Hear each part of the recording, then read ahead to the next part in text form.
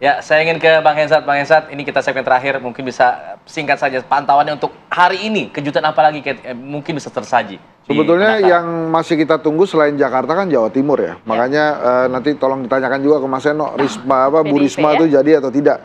Karena kan saya dengar juga ada kerjasama antara PKB dan PDI Perjuangan ya.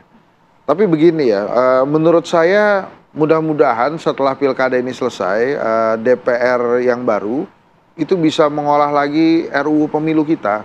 Karena ternyata bila ada pilkada terlalu dekat dengan pilpres jadinya kayak gini nih. Apalagi belum dilantik presidennya. Sehingga setiap partai politik tidak ingin kekurangan atau kehilangan jabatan. Tidak ingin kehilangan kue kekuasaan. Jangan sampai jatah menteri saya dikurangi gitu ya. Sehingga semuanya itu menjaga kesulitan. Sebetulnya bukan buat kemenangan pilkada juga jangan-jangan, tapi supaya kursi menterinya nggak dikurangi. Nah itulah yang membuat pelik pilkada kali ini. Dan kemudian yang selanjutnya menurut saya partai politik juga mesti memberikan sinyal-sinyal kepastian komitmen kepada para calon-calon cakada itu. Ini kan banyak yang di ujung-ujung baru dikasih. Jadi ada yang nungguin, ada yang harap-harap cemas, tahajud, wiritan, segala macam tuh keluar-keluar semua. Nah ini nanti setelah proses pilkada, pada saat dilaksanakan mudah-mudahan daerah-daerah strategis tidak ada yang bergolak dan bisa aman-aman aja. Oke, saya mau ke Mas Eno. Ada pertanyaan tadi dari Bang Hensat. Jadi gimana nih pilkada Jawa Timur ke siapa nantinya Mas Eno bersama PKB atau gimana? Dan juga daerah-daerah lainnya. Oke, Mbak Ratu, terima kasih. Kemungkinan besar apa yang dikatakan Bang Hensat betul, bahwa figur di Jawa Timur dari PDI Perjuangan kemungkinan besar perempuan.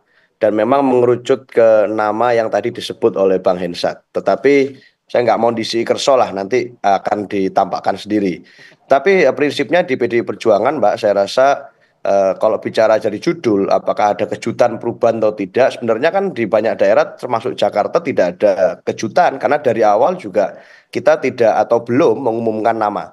Jadi nggak berubah di detik akhir, tapi memang proses fit and proper, proses persiapan untuk menentukan calon ini ada waktunya. Tahapannya juga Jakarta juga salah satu provinsi yang kita simpan terakhir, seperti Jatim, Jabar ya, dan Lampung termasuk terakhir-terakhir. Di Jakarta setidaknya dari berapa lama saya sudah bilang kan, bahwa inisial Cagup yang dari PDI Perjuangan kemungkinan besar adalah A.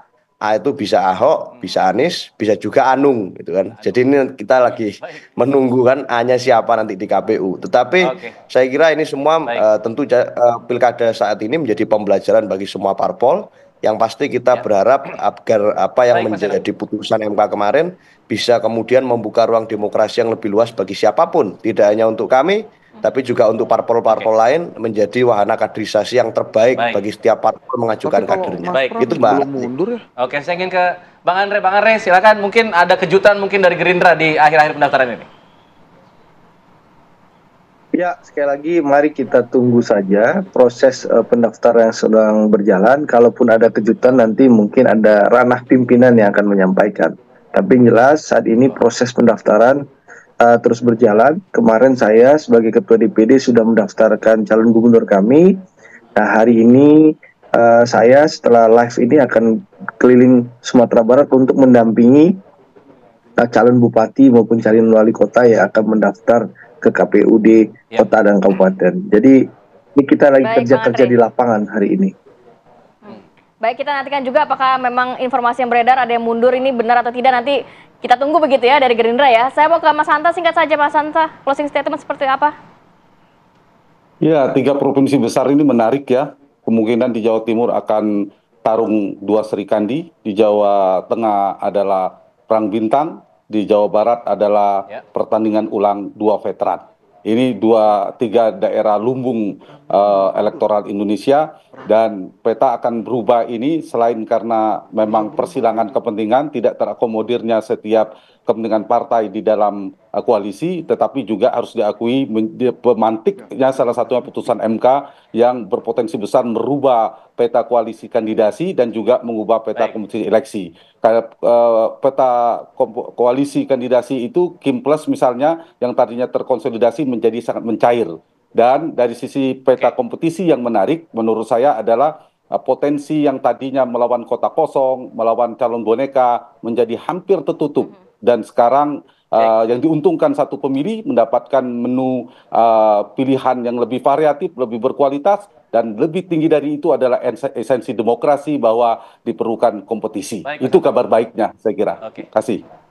Oke, saya ingin ke Pak Sarmuji, mungkin kejutan dari Golkar mungkin Pak di akhir-akhir ini. Kejutan nyaris tidak ada ya, kecuali tadi saya sebutkan ada kejutan-kejutan kecil di daerah. Tetapi Golkar ingin meletakkan pilkada ini dalam narasi yang lebih besar. Narasi yang lebih besar itu apa? Yaitu keberlanjutan dan efektivitas pemerintahan. Kita ingin memastikan pilkada ini punya kontribusi positif terhadap pembangunan Indonesia secara keseluruhan. Dan tidak boleh pilkada ini menjadi penghambat dari keberlanjutan pembangunan kita dan efektivitasnya. Oke. Kalau memang Bu Risma dan Mas Pramono maju, artinya hari ini istana sibuk nih. Karena mereka berdua harus mundur kan?